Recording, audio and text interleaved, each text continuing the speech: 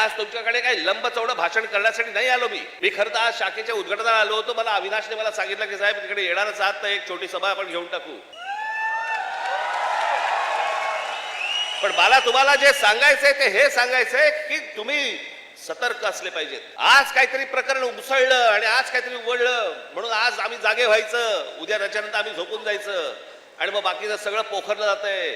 भुसभुशीत जमीन असते ना, घुशी तिकडे होतात, खडकामध्ये घुशी नाही होत. तुम्ही खडकासारखे टणक असले पाहिजेत.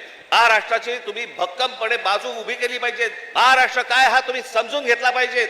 मी जे सतत तुम्हाला जे सांगत असतो ना, 1400 वर्ष राज्य केलेला हा महाराष्ट्र या प्रांतावरती मी अनेकदा बोलत आलो, तुम्हाला सांगत आलो की ह्याला पर्शियन लोक ह्याला हिंद प्रांत म्हणत. छत्रपती शिवाजी महाराजांची घोषणा पण काय होती? हे हिंदवी स्वराज्य व्हावे ही नव्हती, हे हिंदवी स्वराज्य व्हावे ही होती. या हिंद प्रांतावरती आमची सत्ता असावी. हा संपूर्ण हिंद प्रांत आमच्या हातामध्ये असावा. बाहेरच्यांनी येऊन आमच्यावरती इथे सरकार स्थापन नाही करायची. आम्ही कोणी गुलाम नाही आहोत. या प्रांतावरतीचा अधिकार कोणाचा असेल तर तो आमचा आहे. आणि 1400 वर्ष या मराठेशाहीने जे राज्य केलं, तर आपण म्हणतो ना अटके पार आम्ही झेंडे फडकवले. अटके पार झेंडे फडकवले म्हणजे काय? आजही मला असं वाटतं पाकिस्तानच्या वायुव्याला नैऋत्यला तो अटक नावाचा किल्ला आहे, त्या किल्ल्यावरती भगवा ध्वज फडकला. ते अटक किल्ला, तो अटकेपार झेंडे फडकवले आम्ही.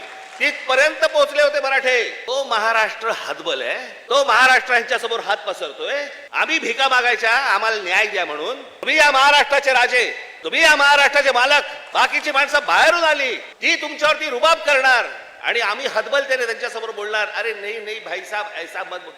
का?